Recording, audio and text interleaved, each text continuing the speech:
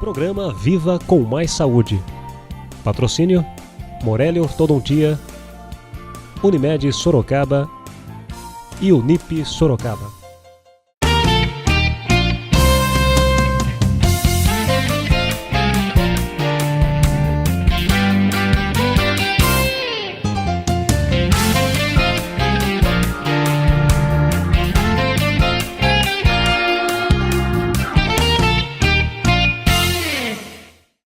Viva com Mais Saúde, uma realização da Fundação Ubaldino do Amaral, uma produção da TV Jornal Cruzeiro do Sul, com retransmissão da TV Com, o canal 7 da NET.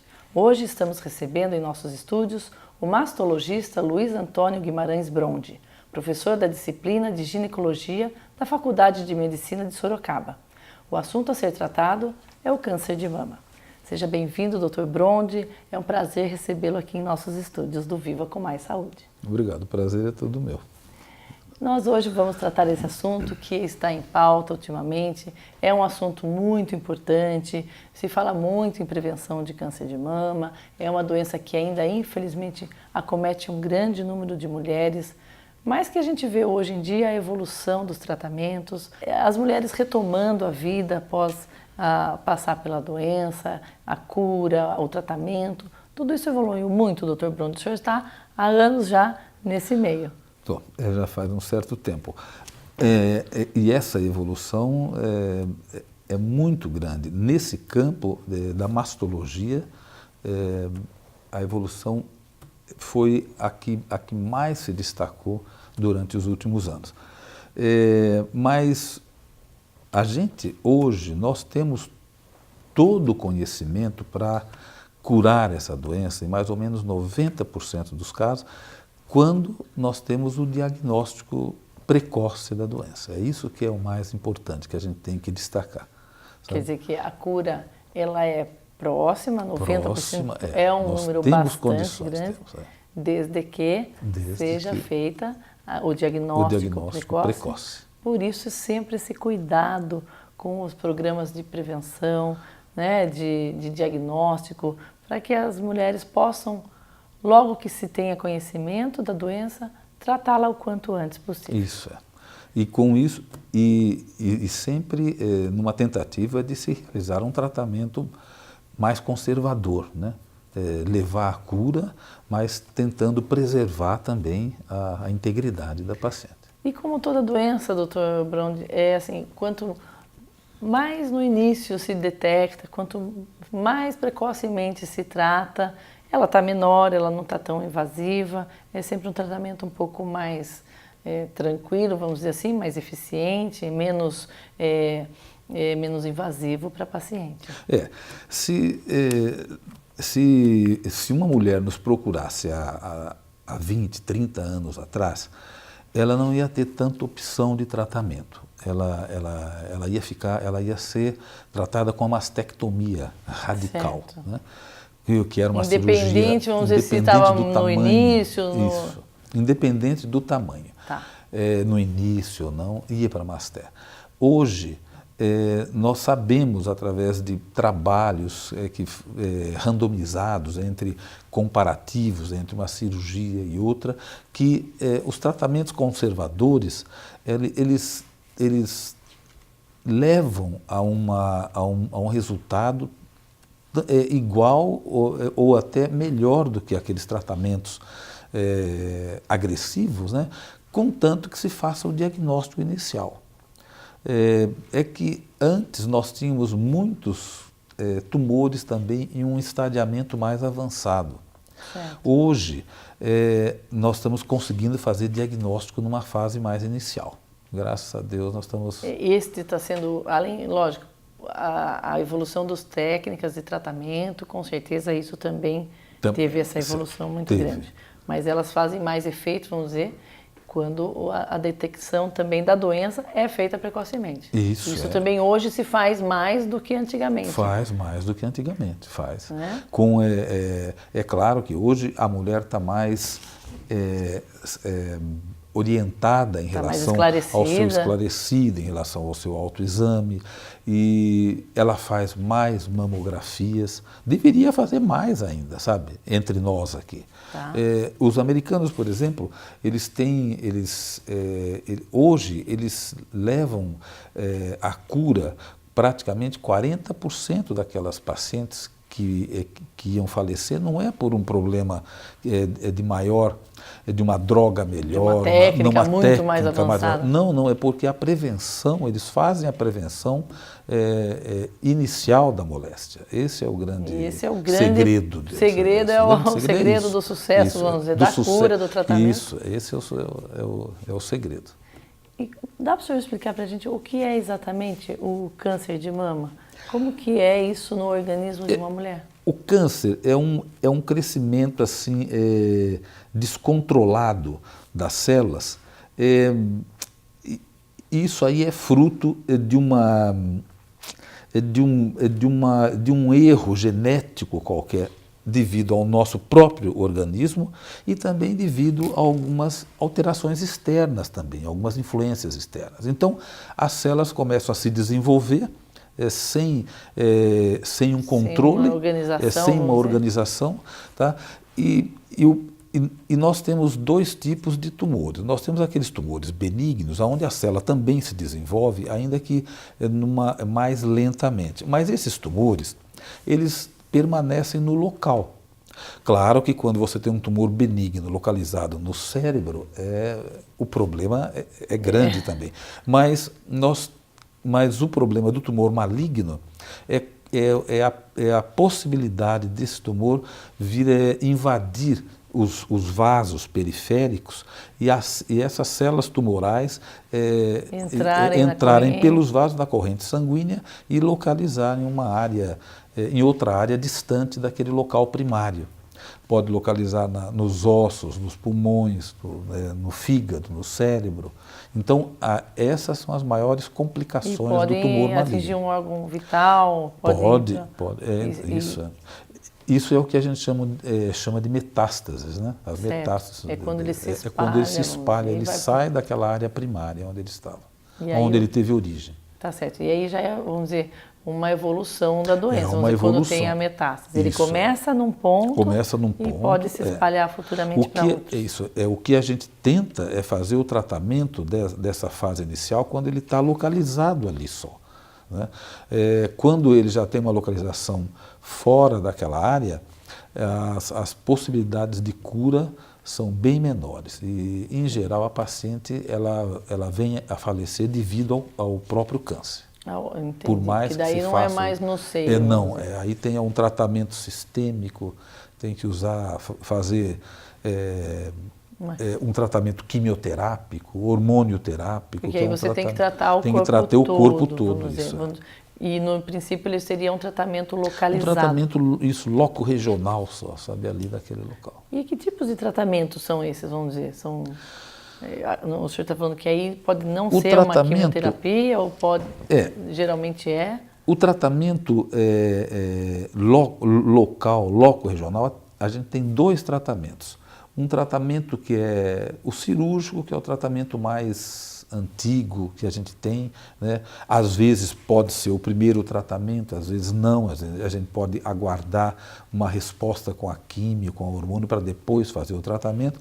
E o tratamento radioterápico, que é o tratamento local também, loco-regional, localizado. Os tratamentos sistêmicos, quando a gente tenta fazer um tratamento de uma moléstia já disseminada, nós temos a quimioterapia, né? que são aquelas drogas que a gente utiliza, que tem todos aqueles efeitos colaterais de cardiotoxicidade, queda de cabelo. Exatamente. Então, cada droga tem o seu problema. E os hormônios também, que podem ser, porque na mama a gente tem possibilidade de usar um tratamento hormonal também. Tem alguns cânceres que nós não temos essa possibilidade, como o câncer de colo uterino, o câncer pulmonar, o câncer gástrico, eles não têm uma possibilidade do uso da hormonioterapia. Já a mama a gente tem essa possibilidade também, é possível também. Eu só queria que o senhor explicasse, para o público que nos assiste, para os nossos telespectadores, para as pessoas que nos veem na internet, no portal do Jornal Cruzeiro do Sul, porque eu já presenciei e já percebi que existe assim uma curiosidade e vamos dizer, uma falta de informação, um medo quando se fala de quimioterapia. Parece que é uma máquina que você vai entrar dentro, as pessoas às vezes não estão bem a par de como é feita essa quimioterapia. O senhor poderia explicar para as pessoas que nos assistem o que é uma terapia? É um remédio, é um comprimido, é uma máquina que a gente entra dentro? Porque existe, o nome é meio pesado, às vezes meio chato, existe um certo preconceito, uma incerteza em relação quando você chega para uma paciente e fala, você está com câncer e vai para uma quimioterapia, ela não sabe o que vai acontecer com ela. Não, então, a quimioterapia é a utilização de drogas, né, que vão agir praticamente sobre a célula cancerosa. Como ela não escolhe as células, sabe? Ela vai agir também em algumas células do organismo em que tem uma multiplicação rápida também. Por exemplo, o cabelo, né? Unha, sobrancelha, que são quando são assim células que crescem. Então ela também age. É por isso que as pacientes que vão fazer a quimioterapia para mama, uma das principais queixas que elas têm é a queda de cabelo. E o primeiro ciclo de quimioterapia que elas fazem, que isso aí é feito, são séries de quimioterapia feitas de cada 21 dias principalmente, né? São aquelas aplicações do soro. É como um soro, não é? Um soro, isso que eu queria que o senhor explicasse, porque às vezes assim, parece que vai ter que entrar numa câmera, que vai ter que fazer alguma coisa. Não, é um soro. É como se fosse um soro. Toma na veia. Toma na veia, não tem que ficar em nenhum lugar isolado. Fica no quarto, no apartamento, O oncologista clínico é que vê qual é o melhor esquema de quimioterapia para ela, tá certo?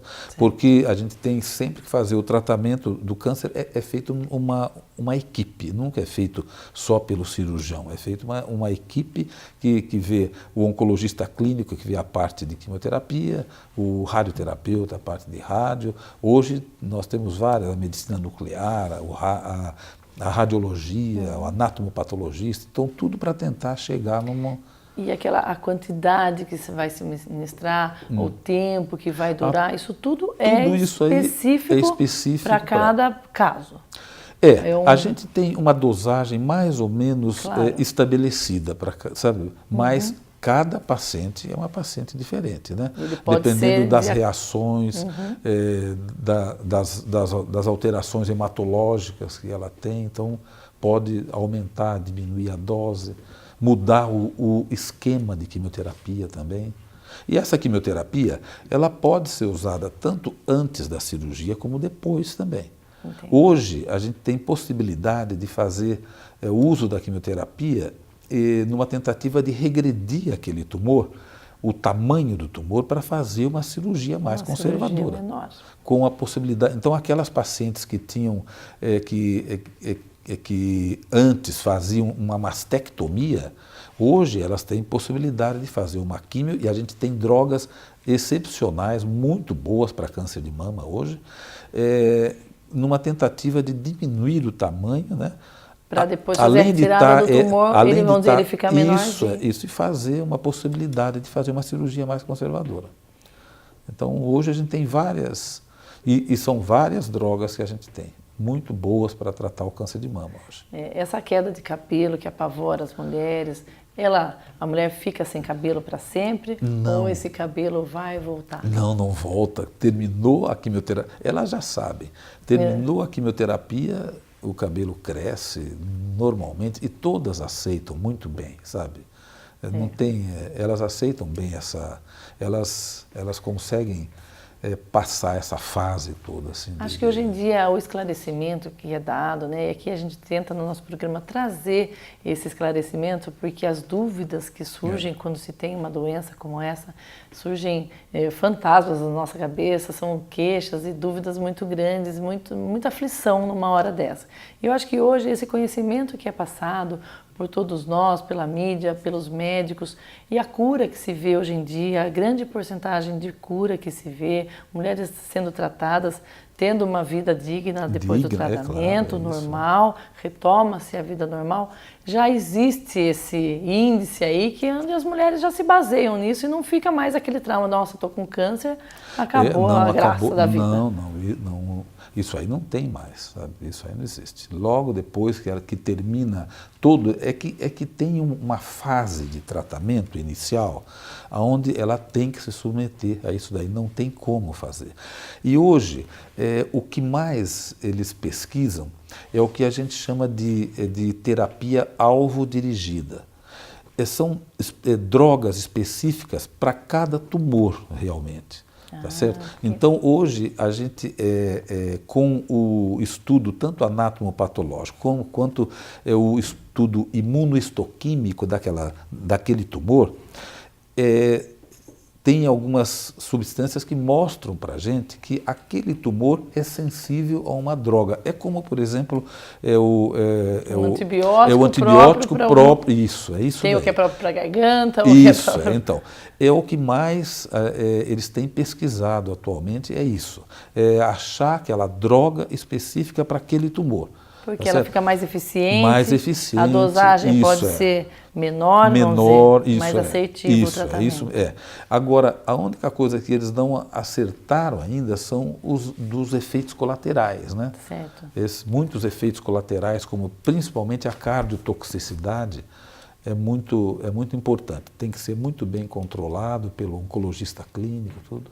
Por isso é importante que a mulher, todos nós na verdade, mas a mulher, vamos dizer, quem vai se submeter a uma quimioterapia, a um tratamento de radiologia, principalmente a químio, tenha uma saúde boa, bem cuidada, não é isso?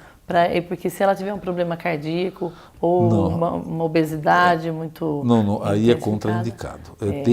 Tem alguns casos em que a quimioterapia é contraindicada, tanto que antes de fazer qualquer tratamento quimioterápico, ela vai fazer uma série de exames, sabe? E dependendo de alguma alteração cardiológica, então primeiro... Diabetes. Não, isso aí nem tanto, mas alguma alteração sanguínea, de queda de glóbulo branco, de plaquetas, então isso aí tem que aguardar um pouco. Por isso a gente tem que sempre cuidar da saúde, porque uma hora a gente vai precisar dessa reserva técnica aí, que a gente tem algumas coisas que infelizmente a gente não prevê, elas acontecem, né? Como o câncer, a gente às vezes não tem muito como prevenir, não tem mas como prevenir. Quando você tem uma saúde mais adequada, você pode entrar num tratamento e poder... É mais tranquilo, né? Ela passa melhor pelo tratamento. Exatamente. O câncer de mama, Dr. Brondi, ele dá algum sinal? Ele tem algum sintoma que a gente possa aí estar prestando atenção? Todo câncer, não é só o de mama, todo câncer, seja pulmonar, gástrico, prostático, qualquer, no início ele é assintomático. Tá? Porque as células elas começam a se desenvolver, nessas alterações genéticas, começa a desenvolver aquela alteração, aquela primeira célula, ela duplica, depois de 2 dá 4, 8, 16, até ela alcançar alguns milhões de células, muitas vezes ela é assintomática. Então, ela não dá sintoma, sabe, no começo. O que a gente tenta fazer o diagnóstico é quando ela é assintomática. Sabe? Então, isso de falar que eu tenho dor, é muito difícil você fazer o diagnóstico de um tumor inicial de mama com dor.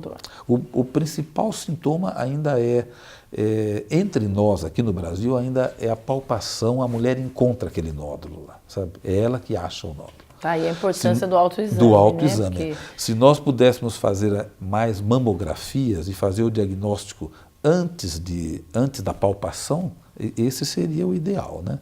Certo. Mas não tem sintoma de dor.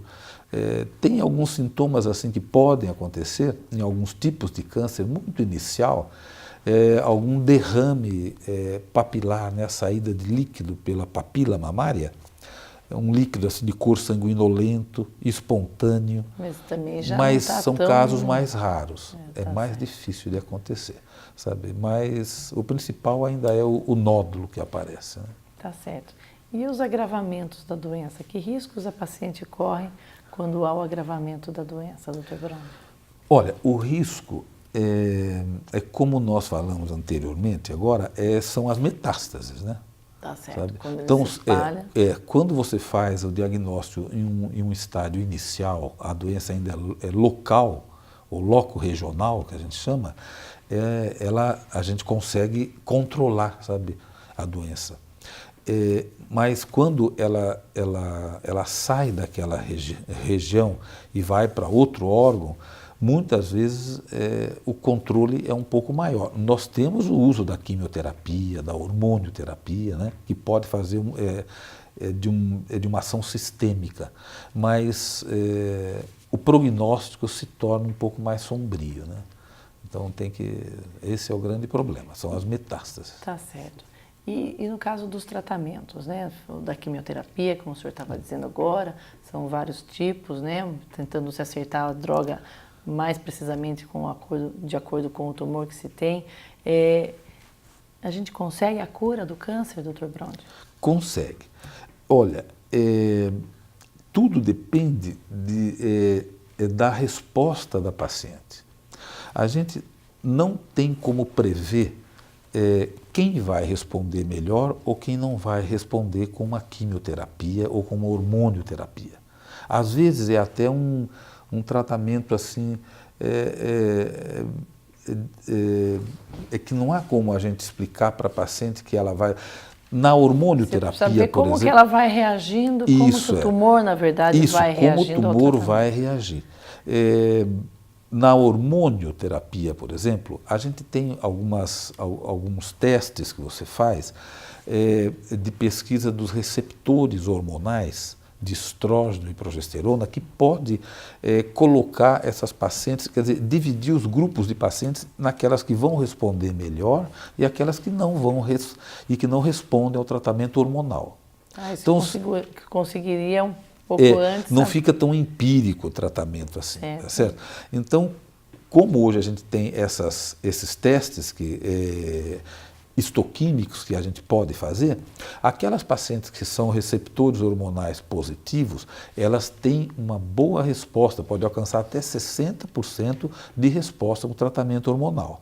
Aquelas que têm receptores negativos, a resposta não chega a 10, 15%. Então, não compensa você fazer um tratamento hormonal para elas, sabe? Enquanto que aquelas com positivo, aí sim. Então, tem várias testes que existem hoje que podem definir aquelas que vão responder melhor ou não a um tratamento, né? Tá certo. E existe um grupo de maior risco? Quais as mulheres estão mais propensas a ter um câncer de mama? Olha, existe esse grupo? Risco Sendo mulher está com risco. Primeiro por até ser homem mulher. Tem, né? Não, homem Então, também tem o câncer. Você tem o câncer no homem. O câncer no homem é praticamente 1% em relação ao câncer da mulher. Então, de cada 100 mulheres, aproximadamente um homem. Existe isso daí, né? Agora, existe também outra questão, a questão da idade, né? O câncer não está aumentando na paciente jovem, como algumas estatísticas tentam falar. Isso não existe no mundo todo, tá? Aqueles tumores, aquelas mulheres até 30 anos, por exemplo, os americanos que gostam de estatística, tá? Eles acham que a probabilidade de ter um câncer numa mulher até 30 anos é 1 em cada 2.300, 2.500 mulheres. Entre aquelas quando alcançam os 40 anos, a probabilidade é 1 em cada 250 já. Mas quando elas alcançam já os seus 80 anos, é 1 em cada 9 mulheres vai apresentar um câncer durante a vida. Tá certo. E quando já alcançam 90 anos, 1 em cada 8. Então você vê que a probabilidade se torna grande à medida que ela vai passando a idade. Entendeu? Então, quando ela alcança os seus 90 anos, a possibilidade dela vir a ter um câncer durante a vida é 1 em cada 8 mulheres. Agora, existe uma curva maior de incidência do câncer mamário, que é entre os 40 e 70 anos, são essas 3 décadas. E principalmente naquela idade onde a mulher está passando pela menopausa, dos 48 aos 52. As mudanças hormonais. Isso, onde começam a acontecer as mudanças hormonais. Essa época que a incidência é um pouco maior. Mas isso que se diz que está aumentando o número de câncer, o que o senhor queria dizer é, por exemplo, pode ser que esteja havendo um maior índice de diagnósticos. Não, tanto de diagnóstico e também porque a expectativa de vida aumentou também mais, né? Claro. Você vê que há 30 anos atrás, quando é que você falava na mulher brasileira vivendo 80, 70, 80 anos, né? E fazendo, hoje, inclusive, tratamento para o câncer até com essa idade. Fazendo tratamento. Faz normalmente. Tendo não uma tem saúde problema. boa, faz não tem e problema. continua fazendo. Na expectativa. Em Sorocaba, Dr. Brondi, qual, com o seu conhecimento, o senhor que eu sei que atua na área aqui há muitos anos, a saúde pública está conseguindo, tem onde recorrer? A mulher que está com uma suspeita, enfim, ela tem onde recorrer? Hoje, em Sorocaba, a gente tem um diagnóstico de aproximadamente 450 a 500 casos de novos cânceres de mama por ano. Aproximadamente, entre os vários colegas que fazem a especialidade. E nós temos possibilidade de fazer o tratamento aqui, não há necessidade de sair daqui para fazer. A gente tem o local onde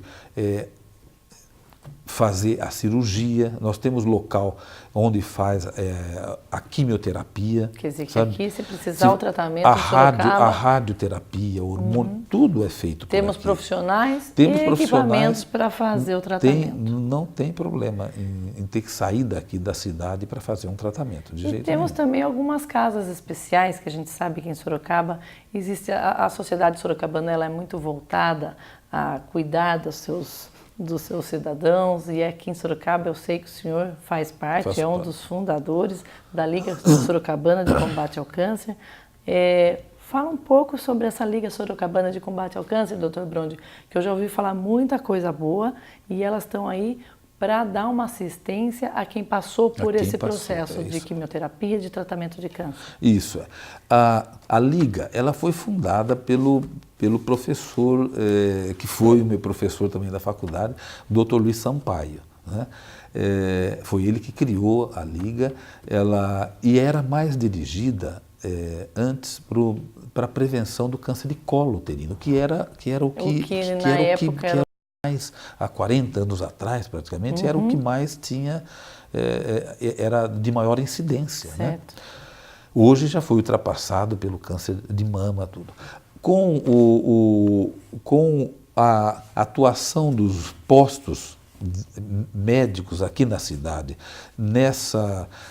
na realização do Papa Nicolau, né? Então, praticamente isso conseguiu diminuir tanto isso daí que hoje na Liga o que nós temos mais na Liga é em relação ao câncer de mama. E a Liga dá esse suporte para as mulheres que passaram por essa experiência? Quem que está ali na Liga? Quais são voluntárias? Então, eu ouvi dizer que são pessoas que algumas já passaram por um câncer, já fizeram tratamento e estão ali para receber outras pessoas. Isso, então a Liga ela é feita pelas voluntárias, algumas delas, não são todas, mas algumas delas já fizeram esse tratamento, algumas fizeram inclusive o tratamento com a reabilitação, a retirada da mama, a reconstrução também já tem. Quer dizer que tem uma experiência isso, elas têm uma experiência. Falam elas fazem com convicção, com convicção. Com conhecimento de causa. Porque muitas vezes a paciente, quando procura a Liga e ela fez uma mastectomia, a primeira coisa que ela pergunta, ela fala para a mulher, mas você já passou pelo que eu passei? Né?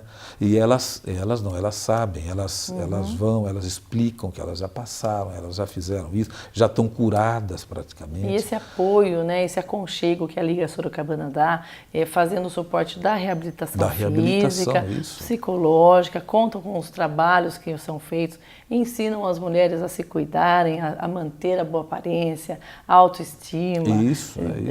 Realmente quem pode procurar, quem passou por uma cirurgia ou passou por uma quimioterapia, pode estar procurando a Liga Sorocabana de combate ao câncer? Pode, sem dúvida nenhuma. Elas estão de braços abertos. Estão de braços abertos. Lá e outra, elas ainda vão, além dessa reabilitação física, que elas orientam, dão orientação, tem a fisiatra que orienta, a fisioterapeuta, e elas dão também a prótese mamária, né, que muitas vezes a paciente não sabe onde procurar isso daí. Então, elas explicam como é usado, como é utilizado, os cuidados que tem que ter no pós-operatório também. Sabe? Então, tudo isso é feito ali, ali com as voluntárias da Liga. Com certeza, esse apoio, né, que a mulher tem depois que passa por uma experiência dessa, a gente agradece o senhor, ela é super importante, a Liga, e agradecemos a sua participação na Liga Sorocabana de Combate ao Câncer, parabéns pela iniciativa, e a gente também agradece muito a sua presença aqui no estúdio, Dr. Brondi, foi Obrigado. muito interessante o senhor estar aqui, obrigada pela sua presença. Eu que agradeço, muito obrigado pela oportunidade. Seja bem-vindo numa outra oportunidade, com certeza o senhor voltará aqui. Será um prazer, obrigado. E chegamos ao final de mais um programa Viva com Mais Saúde. Já agradecendo a participação do nosso entrevistado, o Viva com Mais Saúde trouxe hoje o assunto câncer de mama. Você pode assistir a este programa no site Jornal Cruzeiro do Sul, em www.cruzeirodosul.inf.br e na TV Com, o canal 7 da NET. O Viva com Mais Saúde vai ficando por aqui e esperamos você no próximo programa. Até lá!